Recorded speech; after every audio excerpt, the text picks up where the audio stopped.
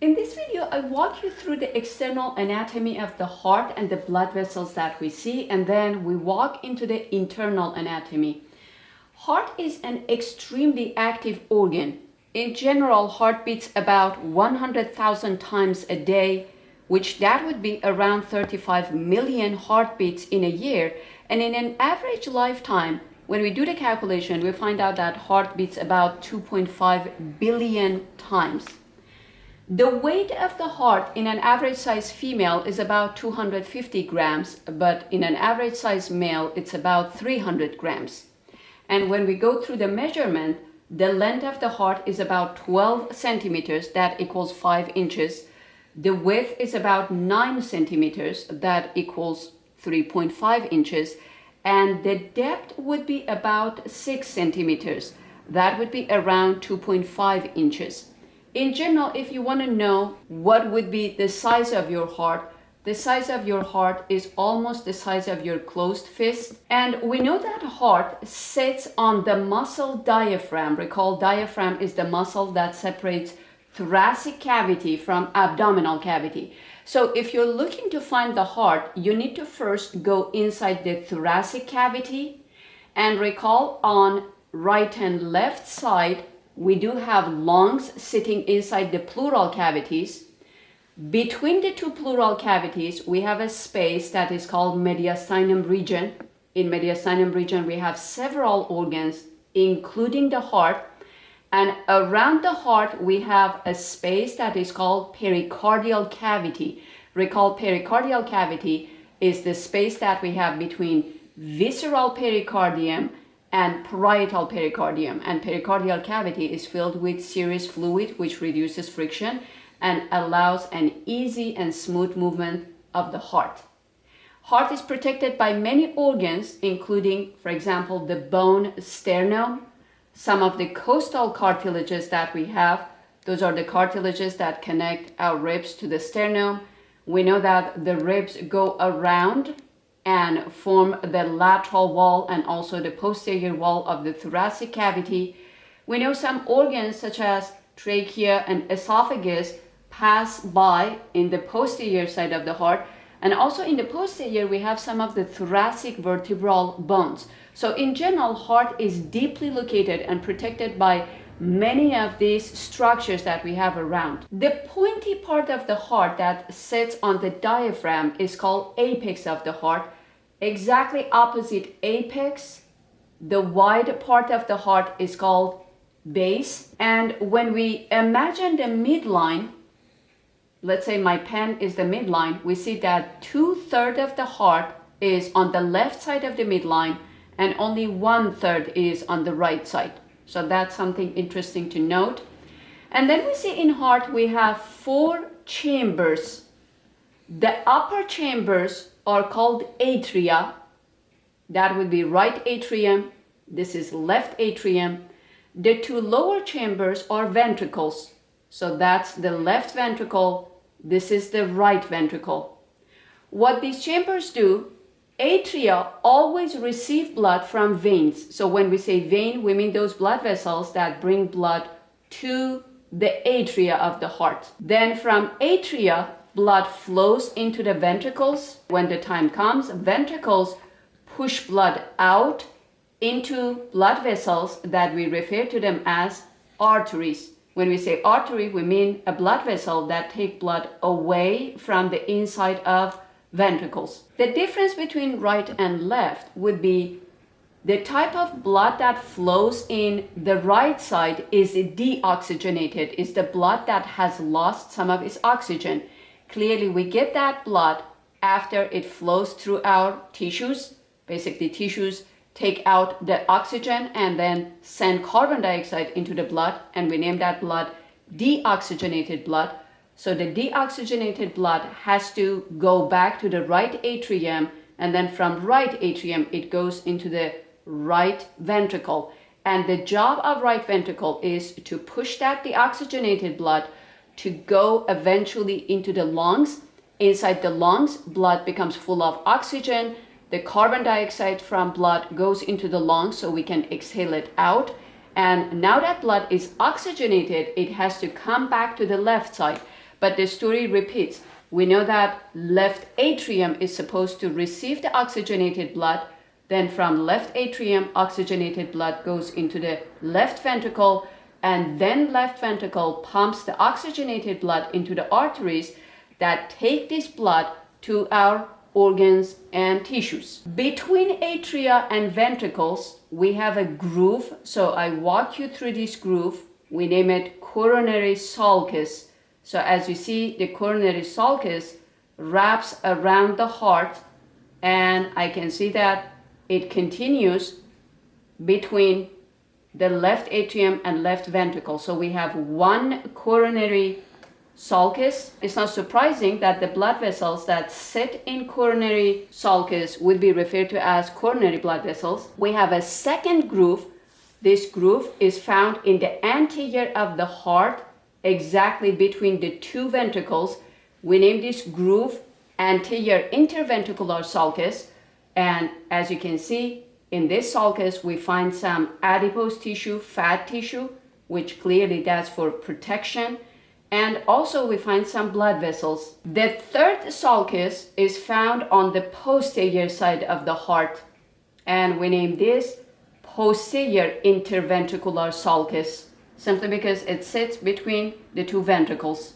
So in heart, we identify three sulci: coronary sulcus, anterior interventricular sulcus, and posterior interventricular sulcus. Before we walk to the internal anatomy of the heart, let's make it clear that when the left ventricle pumps blood into this blood vessel, which is aorta, the first branches that emerge from aorta are arteries that supply the wall of the heart. So we can say that the priority is to send oxygenated blood to the cells that form the wall of the heart, simply because if these cells don't receive enough oxygen, heart cannot really pump blood out. Nobody is going to receive enough oxygenated blood. So that's the main reason that the first branches from aorta are two coronary arteries. We name them coronary arteries because they basically sit inside the coronary sulcus. When I follow the right coronary artery, when I get here, I see that it has a branch. This branch is called marginal branch. It supplies the right ventricle with oxygenated blood. And then when I continue and go to the posterior, I see the next branch goes through the posterior interventricular sulcus. We name this branch either posterior interventricular artery or inferior interventricular artery. Clearly, this is the one that supplies the two ventricles with oxygenated blood, but on the posterior side. So these are two main branches of the right coronary artery. Now I follow the left coronary artery. It branches off from aorta, and when it gets here, we can see that it has a very important branch that goes through the anterior interventricular sulcus. We name this artery that supplies the ventricles on the anterior side anterior interventricular artery, or we can name it left anterior descending artery, LAD. Then when I follow the left coronary artery, I see that I end up with this branch that sits between left atrium and left ventricle. So clearly this is the artery that supplies left atrium and left ventricle, and we name this circumflex branch. So these are some of the main branches of the two coronary artery. Now, when cells that form the wall of the heart receive the oxygenated blood, obviously they take oxygen out of blood and they deposit carbon dioxide into the blood. Now we have to collect the deoxygenated blood from the wall of the heart, and recall that the oxygenated blood always has to go back to the right atrium. I start with this vein that collects deoxygenated blood from both ventricles on anterior side. We name this great cardiac vein. When I follow great cardiac vein, I see that eventually it drains the oxygenated blood into this large vein that is on the posterior side of the heart. It's a vein with very thin wall. We name this vein coronary sinus. So from great cardiac vein, blood gets inside the coronary sinus, and as soon as we follow coronary sinus, we see that it opens into the right atrium. Basically, coronary sinus drains blood from the wall of the heart into the right atrium. Now that I'm in the posterior side, I can locate this vein that goes through the posterior interventricular sulcus. We name this middle cardiac vein. As you see, middle cardiac vein also empty blood into the coronary sinus. And then when I get to the right ventricle, I see this branch. This branch is called anterior cardiac vein. It is interesting that anterior cardiac vein directly opens into the right atrium. So that one is not going to send blood into the coronary sinus.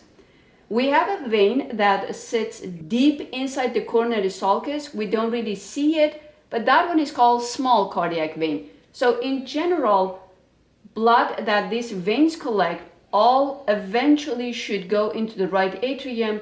Most of them first empty their blood into the coronary sinus, which is in the coronary sulcus on the posterior side. Now we are ready to start getting into the internal anatomy of the heart. I can see the space that we have inside the right atrium, left ventricle, right ventricle. I start with the right atrium. I notice that right atrium receives blood, as I mentioned, from coronary sinus. So that would be the opening of coronary sinus into the right atrium. Then I see there is a very large vein. That's the opening of that vein into the right atrium. This vein is called superior vena cava. It collects the oxygenated blood from the upper part of our body. When we say upper part of the body, we mean head, neck, shoulders, upper limbs, and such. And then exactly here, I have another vein that this one also opens into the right atrium. This vein is called inferior vena cava. Inferior vena cava drains the oxygenated blood from the lower part of the body. So the two vena cava brings the oxygenated blood from upper and lower part of the body. Coronary sinus drains blood from the wall of the heart, and all of them empty blood into the right atrium. Left atrium receives oxygenated blood from lungs. Recall that when blood becomes oxygenated in lungs, then it has to come back to the left atrium. We have a better view of those four veins that bring oxygenated blood into the left atrium. We name these four veins pulmonary veins, simply because they're bringing blood from the lungs. So these two are the left pulmonary veins, and these two are the right pulmonary veins. So four veins bring blood to the left atrium, and three veins empty blood into the right atrium. These are all veins because they're bringing blood to the atrium. Then the next thing that I notice is between atria and ventricles, we do have some gates.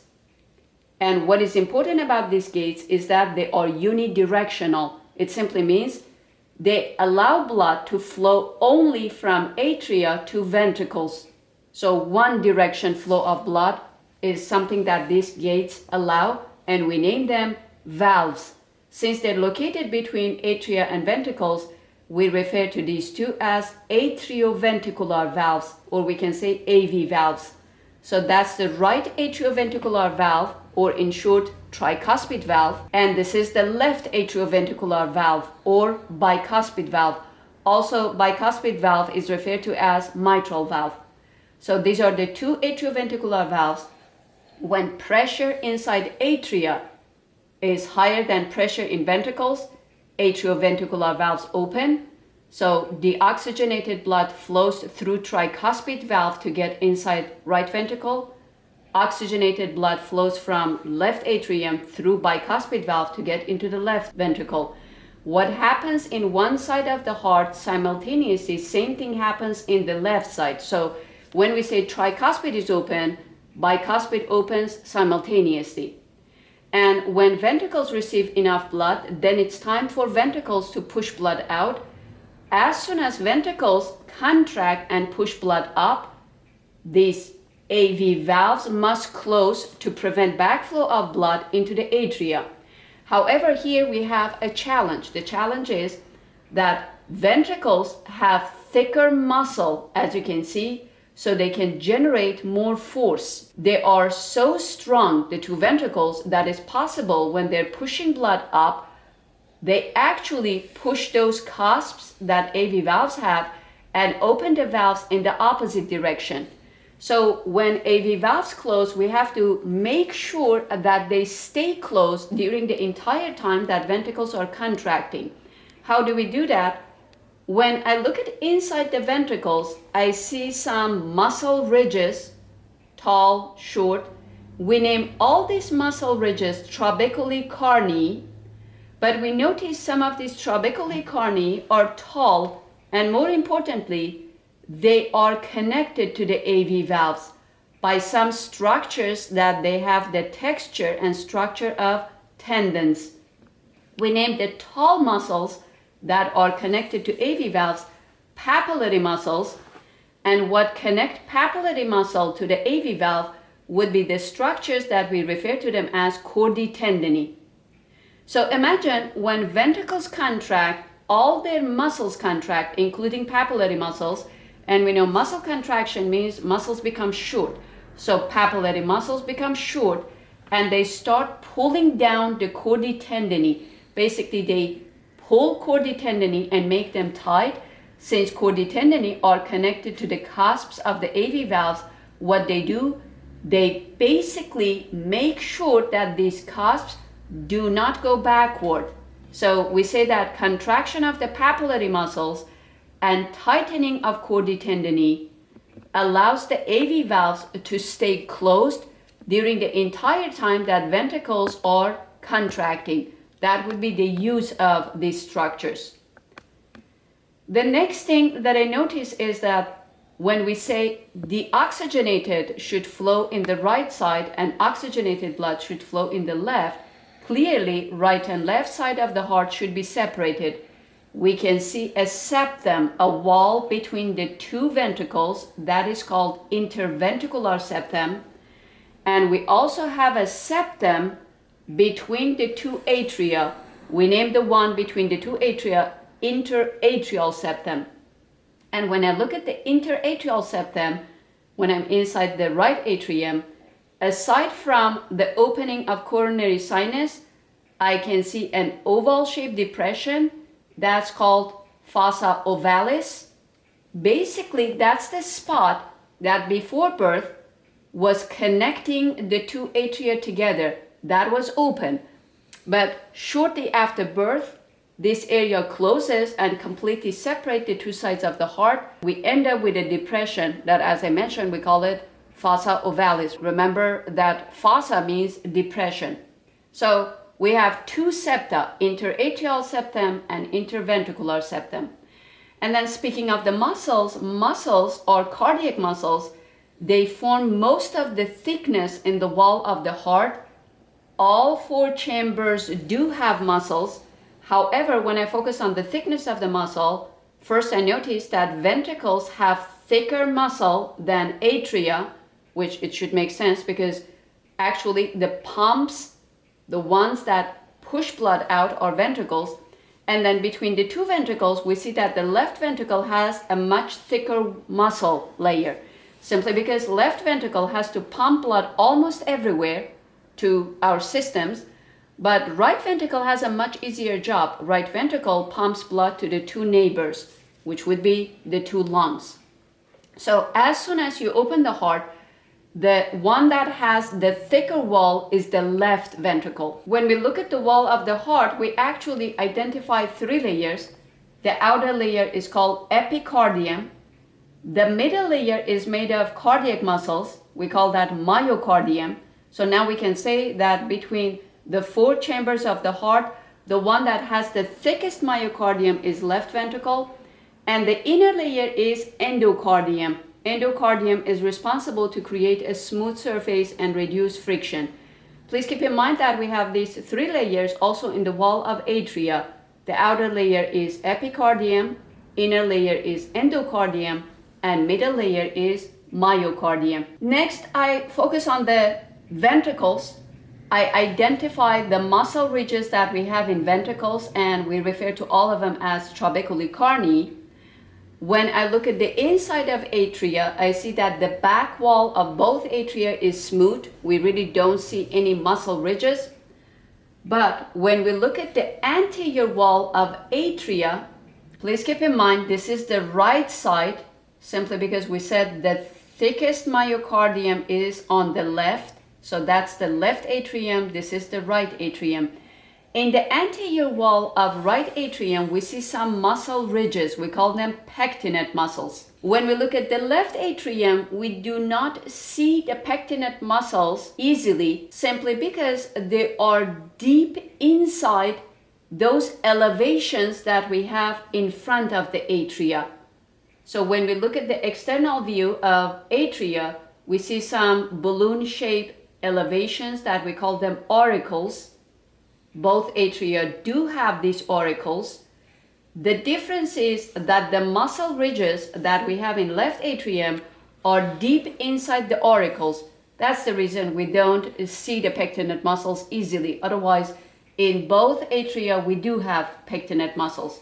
And then doesn't matter which side of the heart, front or back we're looking at, we can identify the interventricular septum, and recall between the two atria, we should identify the interatrial septum. Now I go back again to the time that ventricles are supposed to pump blood out.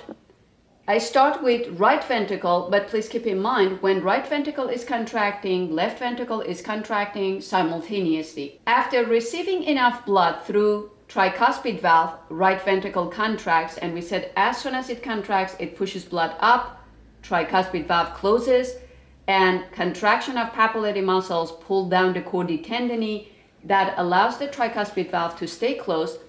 When right ventricle keep contracting, the pressure builds up to eventually apply pressure and open this valve, which is at the beginning of this large artery. This is an artery because it takes blood away from the inside of ventricle. We name this artery pulmonary trunk, and we name the valve that we have at the beginning of pulmonary trunk, pulmonary semilunar valve. So as soon as the pressure in the right ventricle exceeds the pressure in pulmonary trunk, pulmonary semilunar valve opens, and then blood is pushed from right ventricle into the pulmonary trunk. And when I follow the pulmonary trunk, I see here it divides into two branches. We name these two branches pulmonary arteries.